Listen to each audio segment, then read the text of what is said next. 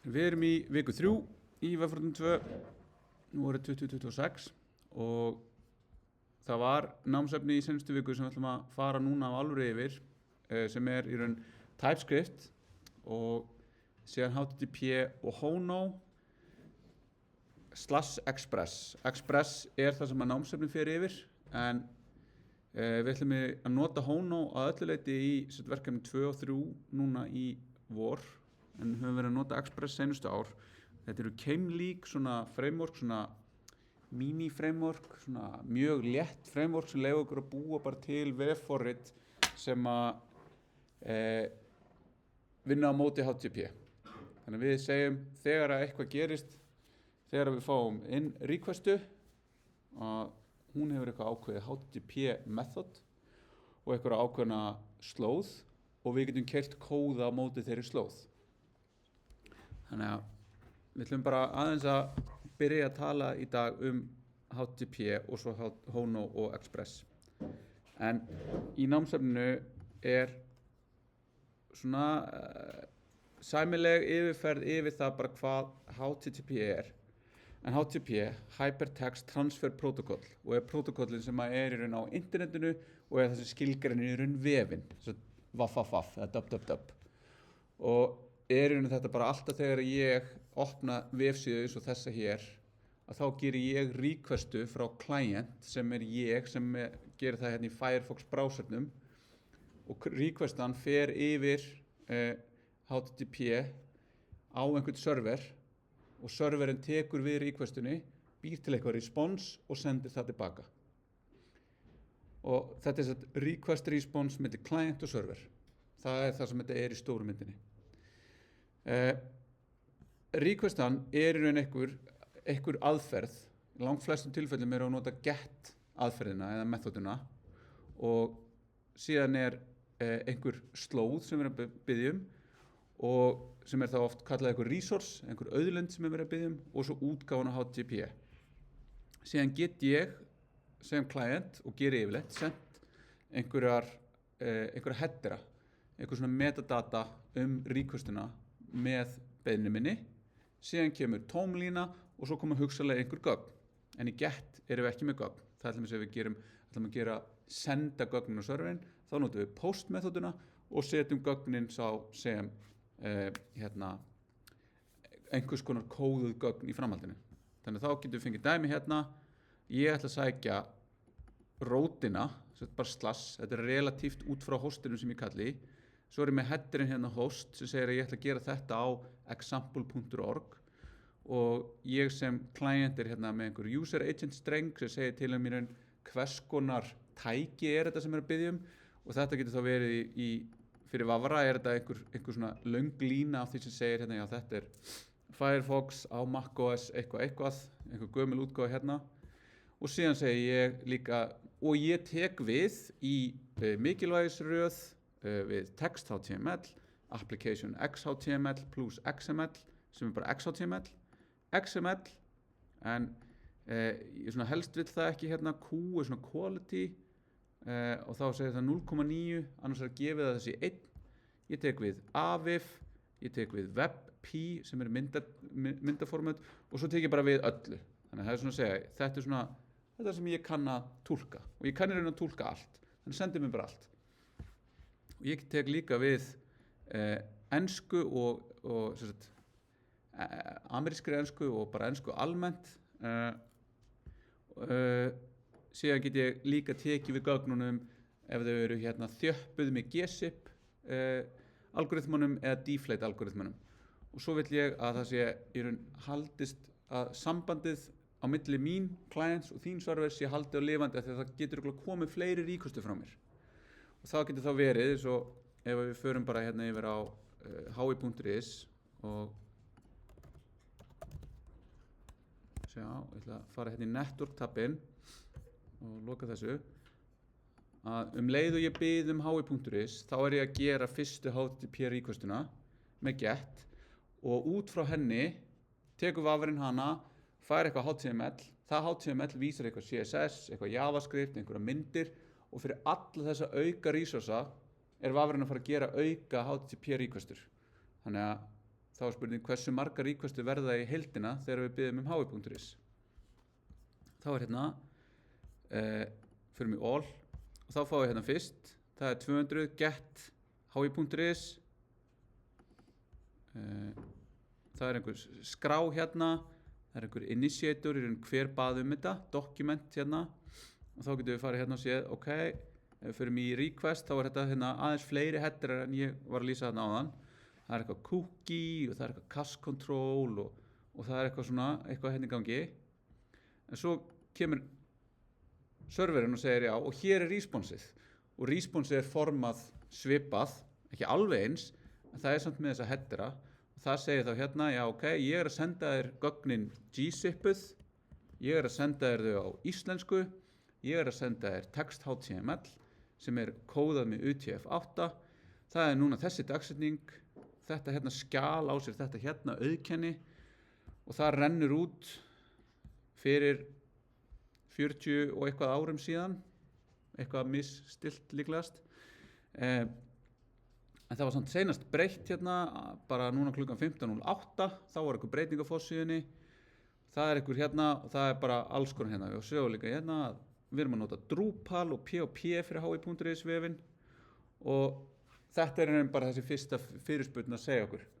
En síðan tekur vafrinn allt HTML-ið, passar það og segir já, hérna er verið að vísa í CSS-skjal, mynd, JavaScript og þá fáum við öll þessi auka köll hérna og fáum svona, það er svolítið erfitt að fá þetta í eitthvað sem passar hérna, minkum þetta það meira og segir hérna, ok, JavaScript, CSS, GIF mynd, JPEG mynd, JavaScript og við sjáum hérna í endan með þetta 46 requestur sem eiga sér stað við það bara biðjum hi.is sem eru 5 megabyte í lokin en það voru bara 1,1 sem fóru við vírinn út af því að þetta er allt þjappað að einhverju leiti og það tók tæplega 2 sekundur og DOM-content loaded hvenær var klientinn tilbúinn og sagði ég er búinn að passa HTML-ið og ég get núna gert það interaktiv.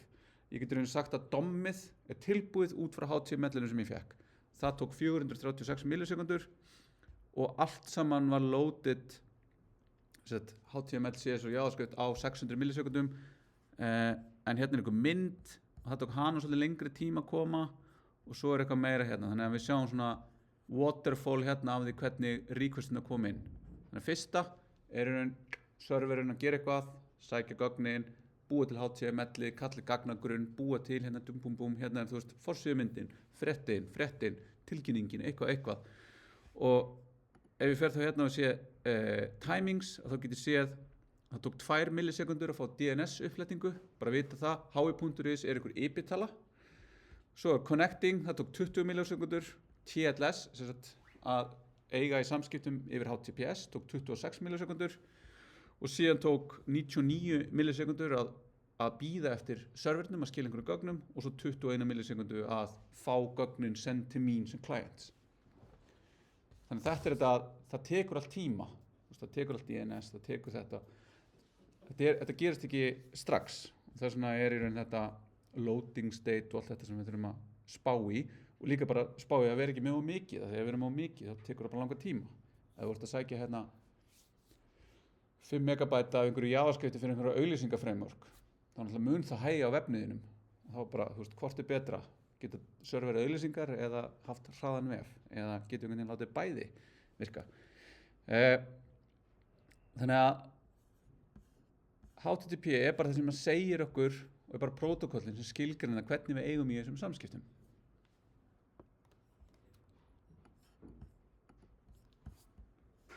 Þá er hérna og þá er það sama að við fáum svarið og svarið segir í raun ég er að nota þessa útgáfu HTTP, yfirleitt í dag er það HTTP 2 sem er svona nota sömu beinin og HTTP 1.1 en er svona með aðeins öðruvísi en sömu prinsip svona í stórmyndinni. Fáum þessa headera, svo fáum við eina tómalínu og í framhaldinu fáum við síðan HTML-ið og HTML-ið vísar síðan allt sem að hérna fylgir og ef við fáum JavaScript þá er JavaScript sótt og það er það sama. Ég fæ 200 OK við að sækja JavaScript skrána, ég fæ eitthvað content encoding á JavaScript skráni, svo kemur ein tómlína og svo kemur JavaScriptið. Þannig að þetta er í raun, þetta er svona innband, í svarinu eru lýsigögn og svarið. En vafrinn tekur í raun lýsigögnin og hendur þeim í burtu og sendur okkur bara síðan gögnin sjálf til þess að vinna með. En við getum samt queryað þau og séð þau til dæmis í gegnum network tabin eða með því að nota ykkur önnur tól til þess að sjá hvað er að vera í HTTP kallinu. Síðan eru þessi köll, þau eru að nota þessar HTTP aðferðir eða methods og við notum get langmest bara þegar við erum að vafra netið. Við getum líka notað head sem er þá bara, ég vil bara frá headerina sem er fyrir þessa auðlind eða þennan resource og svo getum við notað post sem við höfum notað eitthvað og erum að fara að nota núna í verkefni 2 til þess að senda gögn frá klientnum yfir á serverinn. Þannig þá er ég að segja, já, hér er eitthvað og í okkar tilfelli verður það bara eitthvað form sem ég skrif inn í og ég íti bara á eitthvað takka, eitthvað button og buttonin er inn í form elementi og form elementið er með method post og þá eru öll input inn í forminu tekin, kóðuð og send á serverinn.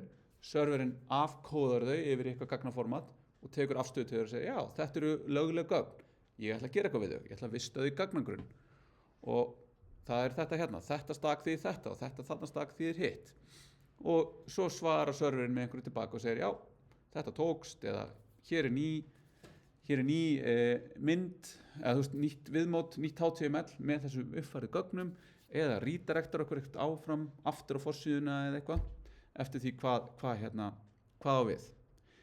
Síðan þegar við fyrir með verkefni 3 þá ætlum við ekki að vera með í raun client sem er vafri, heldur að vera með client sem er í raun vefþjónusta og þá getum við farið að nota aðrar aðferðir eins og put til þess að segja þá hér er einhver uppfærsla. Þú varst til dæmis með einhverja spurningalista og ég ætla að uppfæra spurningu með ID 3. Hún ég sá stafsetningavilli henni og ég ætla að uppfæra henni gegnum vefþjónustukall. Þá segi ég put, eitthvað til þess að auðkenna, ég ætla að gera það við spurningu 3 og síðan í raun gögnin fyrir spurningu 3. En svo ætla ég ætla bara að eyðinni, þetta er léleg spurning. Þá getur ég notað delete methoduna til þess að segja delete eitthvað auðkenni á spurningu 3 og þá er henni bara 1. Paths, uppfærsla á henni. Trace, svona eitthvað debug. Options, þá getur ég spurt hvaða möguleikar eru í boði hérna. Svo ég skil ekki alveg muninn á put og paths. Put er svona, ég ætla að skipta öllu út, paths ég ætla bara að uppfæra titilinn. Þannig að paths er svona, breyta einu staki, ef ég var allir með spurningu og spurningin á sér flokk, spurningu og svar. Ég segi að það er innsláttarvilla í spurningartitlinum, eða spurningunni sjálfur og ætla að patsa bara spurningartitilinn. En ég ætla að breyta öllu, þá get ég sendt alveg nýja spurningu í staðinn. Þetta er oft svona smá semantík á þessu hvernig þetta er. Sumir nota bara put og bjóða eitthvað upp á paths, þegar paths er flóknar í útfærslu. Það flóknar að taka við bara einu staki og uppfæra það. En förum aðeins yfir þetta í verkefni 3 þegar við förum að gera svona núansaðar breytingar á gögnum. En þetta auðlind eða resource er bara það sem við erum að sækja og það er bara allt sem við erum að sækja. HTML, JavaScript, mynd, CSS-skrá, vídeoskrá, hljóðskrá, alls konar.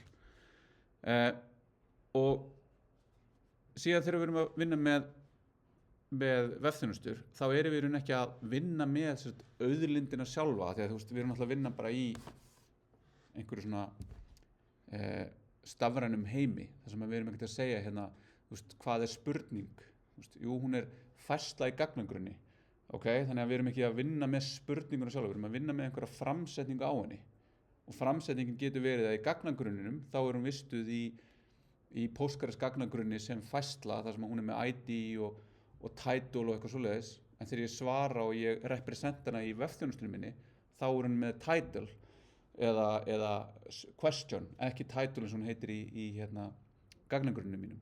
Það er ekkert ID, þannig að þetta er allt eitthvað svona representation sem við erum að tala saman um. Og þá verður þetta svolítið svona heimspekilegt og það sem við munum skoða síðan í vefþjónustu pælingunum er í raun þetta REST sem er svona leið til þess að hugsa og taka þessar hugmyndir á stærra svið eða svona ennþá filosófískri stað og leiðir til þess að hugsa og búa til vefþjónustur út frá ákveðinni hugmyndafræði. Og þá það líka þetta sama. Hérna ég að sýna ykkur eitthvað sem er HTML birting á Markdown fyrirlestri sem ég skrifaði fyrir einhverju síðan. Síðan ef ég varpaði yfir í actual fyrirlesturinn með Slide.js að þá verður það að einhverju svona þar sem að ég get farið í gegnum þetta eitt og eitt í einu. Þannig að þetta aftur eitt representation Markdownið hrátt, önnur HTML-birtingin, þriðja þetta, fjórða ég að segja þetta. Þannig að þetta svona hvað þetta? Þannig að það eru aðferðina til þess að biðja eitthvað og svo það í raun svörin sem koma tilbaka. Og þá eru þau flokkuð í þessa 5 flokka. Yfirleitt erum við að vinna bara með það bara hlutinni ganga og þá erum við með þetta 200 OK sem algengasti HTTP statuskóðin. Það bara þetta gekk, hér það sem við baðst Þegar við fyrir að búa til hluti með vefþjónustum þá fáum við stundum created. Þú baðst mig að búa eitthvað til, ég bjóða til, gjör svo vel. Hér einhver kvittun, útfærsla eða representation á því sem að þú baðst mig að búa til. 300 kóðar þú baðst þetta en þetta hefur færst. Þetta það áframsendingar eða svona redirection. Það getur verið yfirleitt, erum við að vinna með annarkort, þetta hefur færst að eilífu eða þetta hefur færst tímabundið. Svo erum við 400 villur, þá það þú sem client gerðir eitthvað að þér, gerðir eitthvað villu. Almennast bara bad request, þú sendir eitthvað og það bara eitthvað bila við það. Til dæmis getur við það verið að þú sendir titil en titillinn var null. Við tökum ekki við titli sem null eða hann tómistrengurinn. Við viljum að titillinn sé að minnstakosti 1 stafur og þá getum við sagt nota 400 bad request til að koma því til skila en síðan í svarinu líka verið með eitthvað representation á villunni sjálfri. Unauthorized, þú ert að biðja eitthvað sem að þarf auðkenningu og þú skaffaðir annarkvort vittlausar auðkenningu eða enga auðkenningu. Forbidden, þú ert auðkendur en þetta eitthvað sem að þú mátt ekki skoða og fleiri. Og frægast náttúrulega 404, not found og skemmtilegasti sem kannski 451, unavailable for legal reasons sem að hefur ekki komið upp til dæmis að einhver lætur fjarlægja eitthvað frá GitHub. Ég held að GitHub hafi notað þetta til þess að representa að hér var eitthvað en nú kemur 451 og 451 kemur frá Fahrenheit 451 eftir Ray Bradbury, dystopísk novella skáldsaga ritskoðun. Og síðan eru 500 villur og þá það ekki þú sem client heldur ég sem server. Eitthvað bilaði. 500 internal server error. Þetta þá yfirleitt eitthvað bilað. Og síðan getum við fengið svona meira núansað. Ég get sendt 501 not implemented. Þú ert að biðja eitthvað sem ég búin að skissa upp eða ég veit hvernig á þetta en þetta bara ekki útfært. Eða 503 service unavailable. Þá getur það verið að það verið að biðja eitthvað. Þjónninn undir miklu álægi því það margir að horfa á einhvern handboltaleik og þá bara hættir einhver serverinn að geta svarað og þá getur hann sagt 503 service unavailable. Og þegar ég kannski sé þetta yfirleitt ekki meðhöndlað svakalega vel, heldur fáið þið bara alveg hvíta síðu, ekkert CSS og svo bara uppi stendur bara 503 service unavailable. Og þá það yfirleitt bara application serverinn dó. Það var skrifað eitthvað web for it og það ekki lengur að geta svarað út af því að það krassaði. Og þá yfirleitt eitthvað fyrir framann, load balancer eða einhver mekaník sem að sér að taka við HTTP og beina þeim inn á rétt application og hann bara að segja, gerist ekki neitt, service unavailable. Og síðan eru í þessu svona ákveðnir önnur svona aðrar pælingar eins og öryggi og item potency og cacheability. En öryggi í raun að það eitthvað ég get gert þetta kall eins oft og mér dettur í hug og það er ekki að fara að gera neitt. Eins og það að taka hi.is og reloadinni eins oft og ég get, það er þannig sem ekki að fara að gera neitt. Það er ekki að fara að gera neitt nema bara búið til load og hugsanlega búið til eitthvað hitt í einhverju tracking eða eitthvað svoleiðis. En það breytir ekki neitt stöðu, það gerir ekki neitt, það býr ekki til neitt nýtt. En ef ég er að nota post eða put, þá er ég líklegast að fara, ef ég posta, þá er ég líklegast að fara að búa eitthvað til. Og þá hefði þið kannski lent í því að þið hefði verið með eitthvað form og þið hefði fyllt það út og eitt á post eða þú veist, senda eða eitthvað og það gerist ekki neitt, þið sjáu ekki neitt gerast. En það er eins og eitthvað, það byrjaði kannski eitthvað, en það bara tekur tíma og þá er þið bara, byrju, gerist eitthvað, ég ætla að íta aftur. Ég sé ekki ennþá, ég íta aftur. Og svo allt í henni eru komin og þið byggu til 3 stök af því sem þið voruð að gera. Út af því að post er ekki örugg aðferð, hún er ekki heldur idempotent, að hún er í raun að gera breytingar sem að hefur stöðubreytingar í heiminum. Á meðan að hlutir sem eru idempotent eru bara eitthvað sem ég get gert aftur eins og oft og ég vill. Þannig að þetta er svona öruggar aðgerðir og idempotent aðgerðir eru tiltölulega líkar en ekki alveg nákvæmlega eins. Og þetta er í raun út af því að HTTP er stöðulaus prótókoll. Hann er stateless. Það er engin staða sem er geymd á milli requesta. Þannig að ég byrði hi.is og byrði svo aftur hi.is og þá er serverinn bara að segja þetta eru bara þannig sé 200% ólíkir klientar sem er að gera köllin. Það er hægt að útfæra stöður af því annars væri við ekki með þessi vefi þar sem við getum skráð okkur inn og gert eitthvað svona til lengri tíma og það er annarkvort útfært með því að geyma stöðun einhvern veginn í slóðinni sem við erum að biðja en langa oftast með því að nota cookies sem eru þá notaðar og vistar og þá segir serverinn, já, takk fyrir beiðnina, hér kemur set cookies header og þá ætti þú sem client, það væri mjög æskilegt fyrir þig að geyma þetta cookie og senda það síðan með öllum öðrum beiðnum sem koma. Þá cookieð að fara að halda utan eitthvað auðkenni eða eitthvað sem gerir okkar samskipti stöðu háð.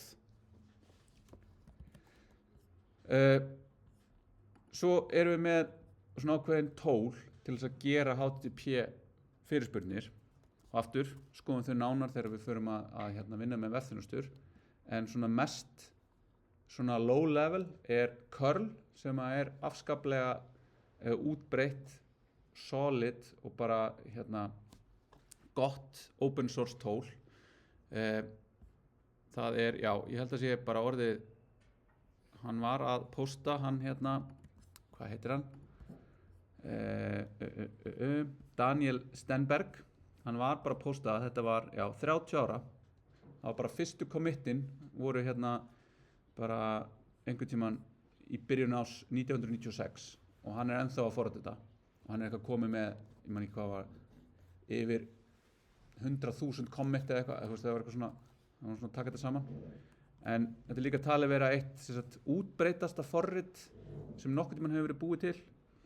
Af því að það er í raun embeddað í svo mörg önnur forrit. Þetta er bara bæði getið notað þetta sem command line tól, en svo getur líka fengið þetta bara sem library sem ég get notað til að gera HTTP requestur. Og að gera HTTP requestur er bara annarkvert eða fleiri forrit gera það í dag. Þannig við getum notað það til þess að búa til fyrirspurnir og sé hvernig þetta er, breyta því hvernig headera við sendum, hvað aðferðir við sendum og svona. Og þá getum við sagt curl og bara fá headerana fyrir hi.is. Eða curl og sjá bara hvert einasta sem gerist í samskiptum okkar milli. Þannig ég gerir núna curl, verbose eða dasvaf, þá er það bara náðu í hi.is, https, hi.is og sýndu verið allt sem gerist. Þetta gerist mjög hratt og hratt með þess að þannig ef ég gerir ég fæ bara headerana hvar byrjaði ég þá segum við bara host hi.is was resolved IP6 talan er þessi, IP4 talan er þessi, ég ætla að reyna að nota IPv6 töluna, ég tengdist curl offers h2 ok, client hello, TLS handshake. Þannig hérna í raun curl og HI serverinn að takast það í hendur og segja við ætlum svona að dulkóða samskiptin okkar með hérna TLS. Þá sjáum við hérna certificateið, það svona, það gefið út á stjarna.hi.is og það expirer hérna 2026, 11. mars. Það líklegast verið að nota eitthvað svona, hérna global sign, eitthvað. Svo hérna head request completely sent off, þá sendur hún hérna HTTP, fær hérna tilbaka, búm, og hérna headerannir. Og svo út af því að var connection hérna keep alive, þá hérna left intact. Þannig ef ég myndi núna gera annað, þá það opin kanal þarna milli. Svo getum við notað Postman, Insomnia nú eiginlega búið sko. Postman orðið svolítið svona rosalega stórt prógram einhvern veginn. Það með svona GUI tól til þess að framkvæma og halda saman og bara svona hópa saman og búa til svona skipulag á API eða svona HTTP aðgerðir og við munum skoða það aðeins þegar við fyrir að nota gera vefþjónustur. Og svo erum við með URL og URL svona þetta sem við höfum notað svolítið en núna í HTTP þá eru þau mjög mikilvæg og þau gefa okkur til kynna hvert á fyrirspurninu okkar að fara í vefforritun okkar. Þannig að ég segi ekki lengur erum við að fara að hugsa eitthvað example.html, heldur erum við að fara að segja ég bý bara til einhverja slóð og ég tengi við þessa slóð kóða sem keyrir þegar það kallaði hana. Og þá það tvennt sem við erum að hugsa við erum að hugsa HTTP methodu og svo slóðunum sem við erum að kalla í. Þannig að þegar það gert get kall á rótina, þá ætla ég að gera birta forsíðuna. Þegar það gert get kall í skástrik ID, þá ætla ég að ná í færsluna sem með ID. Þegar það gert post á þetta, þá ætla ég að búa til nýtt svona. Og þannig fyrir að búa til í raun allan heiminn okkar fyrir vefinn eða vefþjónustuna sem við erum að búa til. Og það í raun nokkra leiðir og þetta náttúrulega allt skilgreint í hörgul í einhverjum stöðlum en við hugsum yfirleitt bara URL, Unified Resource Locator. Hann locator og identifier hlut á sama tíma. En það líka þetta að nota URI sem Unified Resource Identifier og þá í raun einhver universal leið til þess að vita að þetta eitthvað auðkenni. Til dæmis eins og ISBN á bókum, það á að vera universal. Þú gefur út bók og það bara þessi útgáfa bókinni fær þetta ISBN-númer. Og þá ég bara að vita, ef ég með það, þá ég geta bara fengið nákvæmlega þessa útgáfu, ekki eitthvað ákveðið eintak, en útgáfu. Og þannig erum við með leið til að skipta upp slóðinni. Þannig hérna erum við með eitthvað, það sem ég er með username og password, og svo er ég með eitthvað, eða ég er með bara example.org, einhvern query string, sem við munum svolítið spá í, og svo erum við með þetta hérna fragment sem við getum notið að fara yfir á nákvæma part á vefnum sjálfum. Og við getum notið þetta URL og URL search params og við munum kannski ekki nota það neitt akkurat núna, en svo þegar við förum yfir í að kalla í vefþjónustuna í verkefni 4 sem við ætlum að búa til í verkefni 3, þá þurfum við að fara að spá í þessu. Ok, þannig að þetta svona það sem við erum að fara að dýfa okkur út í núna er HTTP og hérna erum við með Express, en ég ætla að sýna ykkur bara Hono dæmi. Þannig að Express bara, það sömu konseptin sem við tölum en það önnur útfærsla, annað framework. Og samhliða því ætla ég að nota TypeScript til þess að skrifa dæmi. Svo erum við með eitthvað svona, þetta svona algjört svona ítarefni hérna, bara eventa og eventa í Node.js, eða við vilja aðeins fara á dýftina í því. Og svo hérna Postgres sem við ætlum að enda félagsinn í dag og að tala og hvernig við setjum upp. Alright, þannig að þetta svona inngangur í næstu, svona 3 vikur af því sem við erum að fara að vinna með, jafnvel 4, þar sem við erum að fara að vinna mikið bara í þessu. Fyrst að búa til vef, núna í verkefni 2 og svo vefþjónustur í verkefni 3. Hverju spurningar, pælingar, eitthvað? Herri, þá skulum við taka pásu í svona 10 mínútur. Fara í reverse proxy, Fara í? Nei, það er svolítið svona autoscope, það er svona meira svona rekstrarmál að vera með reverse proxy og eitthvað svona, en við munum skoða þú veist að setja upp í hýsingu þar sem þú ert í raun með svolítið bara svona, hei, hér er fullt af ykkur dóti fyrir framann, en við erum ekki að fara að setja upp Nginx eða eitthvað svona til þess að setja upp hluti.